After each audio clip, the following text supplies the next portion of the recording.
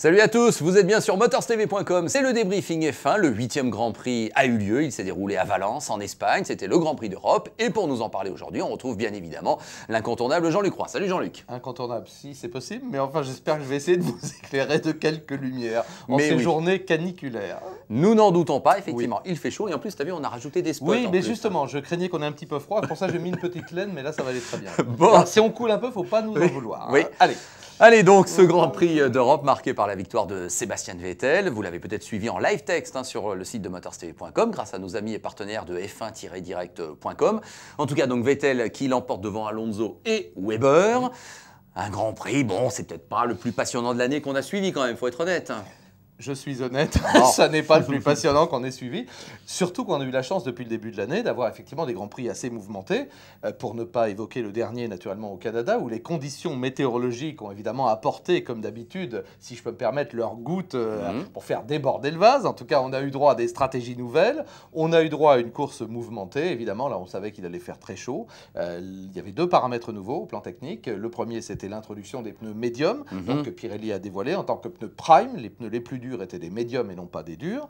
Et puis d'un autre côté, il y avait naturellement la limitation des modifications en termes de cartographie que pouvaient opérer les ingénieurs entre les qualifications et la course. Donc deux éléments techniques pour ne pas parler du reste. Les pneus, tiens, tu en parles. Bon, tous les pneus médiums, on a essayé de les mettre le plus tard possible et de les avoir le moins longtemps possible, en fait. Hein. Ça a été un petit peu ça. C'est presque ça pour tout le monde, à part pour, tu l'as vu, pour Vitaly Petrov. Oui. Son envol n'a pas été miraculeux. Est-ce que c'est dû à ça? On ne sait pas véritablement. Moi, j'ai regretté d'ailleurs que la stratégie ait été pour tout le monde la même.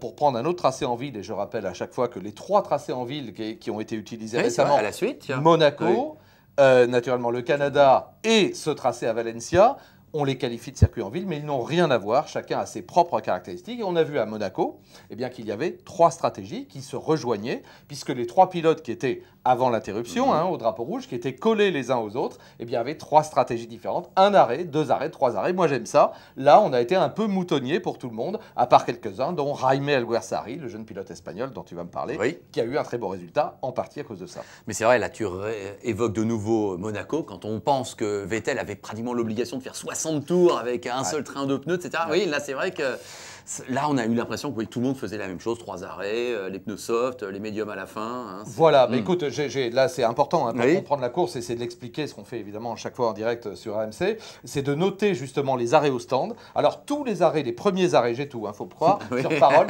tous les arrêts se sont passés, confirmation par Pirelli, qui fait la même chose, se sont passés entre le 12e et le 15e tour pour les premiers arrêts. Donc, on est parti naturellement avec un train de pneus tendres, on a fait un premier arrêt, on a roulé à peu près la même chose, c'est-à-dire entre 12 et 13 tours. Et on a fait un deuxième arrêt, logiquement, entre le 30e, le 25e, le 28e, etc. Et puis ensuite, le dernier arrêt, à partir du 40e, 41e, 42e tour. Et là, on a monté les pneumatiques médiums, les plus durs. C'est dommage que quelqu'un n'ait pas essayé de mettre les médiums au milieu et de terminer sur des tendres pour voir s'il n'y avait pas moyen de jouer la perf et de jouer le décalage. Là, on aurait eu des coups de stratégie. Là, je dirais, on n'en a pas eu beaucoup, à part celui de Pérez. Hein, alors Pérez, effectivement, tout à fait. Pérez, c'est bien. Et puis Alguersuari également. Alguersuari qui n'a fait donc que deux arrêts. Voilà, c'est pour ça que donc il passe de la 18e à la 8e place, ce qui est effectivement superbe. C'est magnifique. Moi, je suis ravi pour lui. Hein. C'est un tout jeune pilote, on le sait bien, dont le baquet est convoité, le mot est faible, on le sait, par Daniel Ricciardo, l'Australien qui est là le troisième pilote de Toro Rosso. On a mis la pression, je ne sais pas si c'est très subtil, mais en tout cas on leur a dit aux deux titulaires, Buemi et Alguersuari, attention les gars, si jamais vous ne faites pas des performances de toute beauté, alors ça tombe bien, ils sont à égalité. Après cette deuxième, 8e place consécutive de Jaime, ils ont tous les deux 8 points. Donc là pour faire un choix, ça va être compliqué. Et donc Ricciardo est toujours troisième pilote, et on sait qu'il est talentueux. Bon, on va voir. Pour le moment, on avance à vue, je dirais. Ok. Alors l'autre espagnol, un petit peu plus célèbre encore, c'est évidemment Fernando Alonso. Un peu plus, oui. J'ai l'impression quand même qu'Alonso a fait un beau Grand Prix parce que quelque part, il n'a jamais été très très loin, même non seulement de Weber, c'est le moins qu'on puisse dire, parce qu'il l'a devancé finalement en fin de course, mais même de Vettel. Hein. Écoute, moi je considère qu'il a fait un Grand Prix magnifique.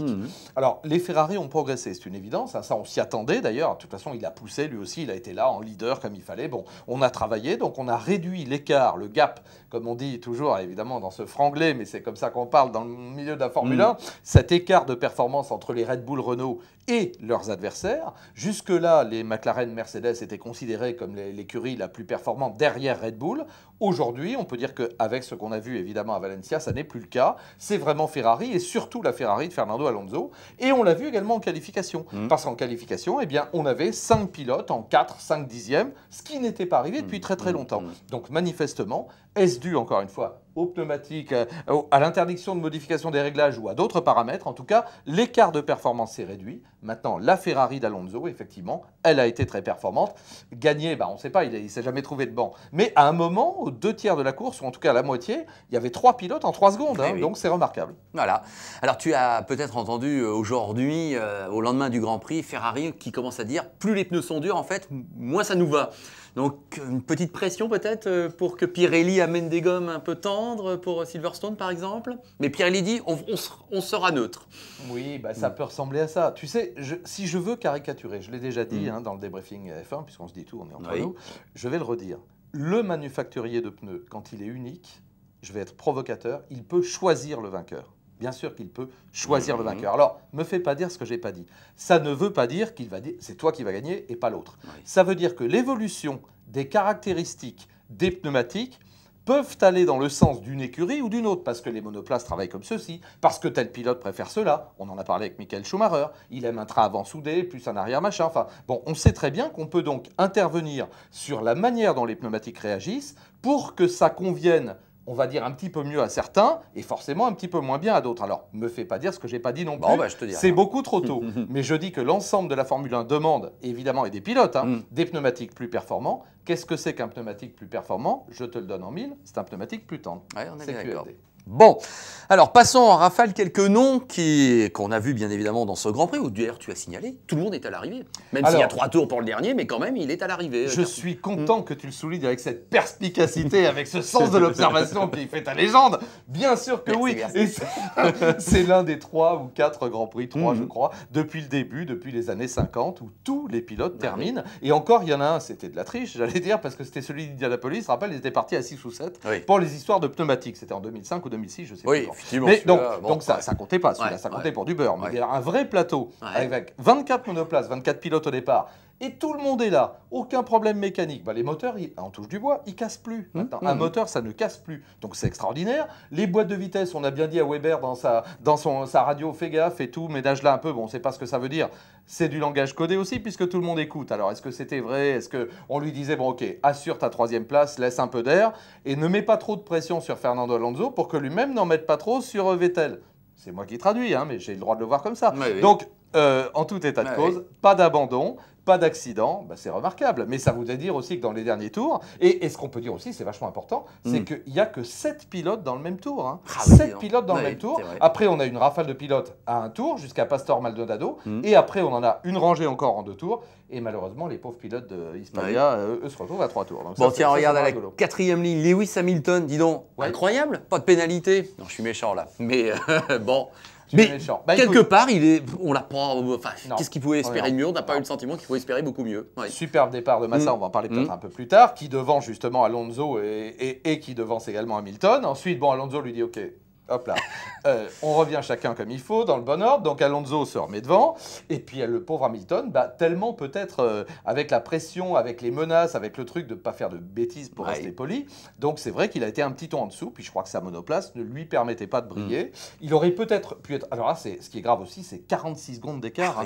57 tours, 46 secondes d'écart. Là, il en a pris un coup sur la calebasse. Et d'ailleurs, ses déclarations post-Grand Prix ne sont pas terribles. Les 2 pilotes McLaren, parce que je voulais aussi un petit peu associer Button, qui était encore à un niveau inférieur, 6e, ont un petit peu mis la pression sur leur équipe. Là, parce qu'on arrive à Silverstone. Et ils ont raison, puisqu'on va jouer à domicile, naturellement. La majorité, on le sait bien, du plateau, ce sont des équipes britanniques ou assimilées comme telles, à quelques rares exceptions près. Donc là, on est dans la Silicon Valley de la Formule 1. Et évidemment que pour l'équipe McLaren-Mercedes, ne pas briller sur les terres de Silverstone, sur un tracé de surcroît historique, un des grands prix originaux et originels du championnat du monde de Formule 1, ce serait une humiliation. Donc on attend évidemment une réaction. Et comme tu le sais, beaucoup de pilotes maintenant, et c'est pas le seul, Hamilton ou Button, utilisent la communication extérieure pour faire passer des messages à l'intérieur. Ouais. Genre, je l'ouvre un peu plus fort, vous avez compris les gars, il va falloir réagir. Ah ouais, non, t'as raison, t'as raison. Bah, Massa finalement a pris une bonne 5e place, lui qui avait déjà gagné sur ce circuit de Valence, car tu l'avais dit, sur RMC, les Brésiliens avaient fait fort. Tout à fait. Massa et Barrichello avaient remporté les 2 premières éditions, 2008-2009, avant que Vettel ne gagne l'édition 2010 et ne reconduise sa victoire en 2011. Bon, du côté de ceux qui se refont une petite santé subtile, après tout, 9e dans les points. C'est bien. Il a bien devancé Di Resta, j'ai envie de dire. Hein, oui, donc, et puis, pour lui, c'est important. Et oui, et puis Heidfeld. Effectivement. Même si, j'allais te dire, Lotus Renault. Ah ben ça, c'est un peu la déception du moment. Quand même, très clairement, je crois qu'Éric Boulier, qui est très lucide également, là, sent qu'il y a un petit coup de mou dans l'équipe. Peut-être là, à la longue, l'absence de Robert Kubica, le véritable leader, se fait sentir en termes d'osmose pour toute l'équipe, de motivation pour toute l'équipe. Peut-être aussi, les nouvelles réglementations ne vont pas dans le sens de Lotus Renault, justement. Et notamment, on sait que le moteur Renault est brillant en qualification et en course. Peut-être là, on a commencé à lui couper un petit peu les ailes. Donc, on ressent l'effet. Malheureusement, peut-être ça ira encore plus loin à Silverstone, où là on va intervenir, tu sais, sur le fameux échappement soufflé, qui était l'une des caractéristiques marquantes de la Lotus Renault en début de saison. Et peut-être là, ça va leur coûter plus cher qu'à d'autres, à voir, à vérifier. Et le dernier thème, rapidement Jean-Luc, ça va concerner Michael Schumacher. Désolé si on ne parle pas du Team Lotus ou de Hispania, ni même de Williams. Ils sont à 3 tours à 2 tours. Williams, Sauber, qui sont un peu passés à côté de leur Grand Prix. Par contre, Michael Schumacher, il n'est pas passé à côté de sa sortie des stands, lui, parce que... Il ne sait pas comment ça se passe. Non. Alors écoute, c'est dommage, on avait retrouvé le vrai Michael, on a retrouvé Ralph, là, c'est-à-dire à la sortie de des stands, malheureusement. Il y a un pilote qui arrive lancé. Il y a un pilote qui arrive, c'est Petrov. Pas de chance encore, décidément, ils vont avoir un petit dossier, dossier chez l'assureur, tous les deux. Petrov n'y est pour rien, lui il est dans son rythme, c'est normal, et Schumacher freine trop tard, un peu optimiste, il bloque les roues, il vient percuter Petrov, et donc il abîme son aileron avant, et là sa course est pourrie. Heureusement, on a un solide Nico Rosberg. Alors, il faut reconnaître quand même qu'ils étaient très proches aux qualifications. Il y avait 9 millièmes de mémoire entre les deux hommes. Donc c'est vraiment très peu, mais Rosberg a fait un meilleur résultat. Et Rosberg, ce qui est triste aussi pour Mercedes, ne pouvait vraiment pas faire mieux que cette place-là, la 7e, derrière ceux qu'on connaît, c'est-à-dire les Ferrari. Là, il y avait la bande des 6, là, les la bande des équipes. Tout le monde est là, donc on s'inscrit derrière. Voilà. Bon, écoute, je crois que tout est dit.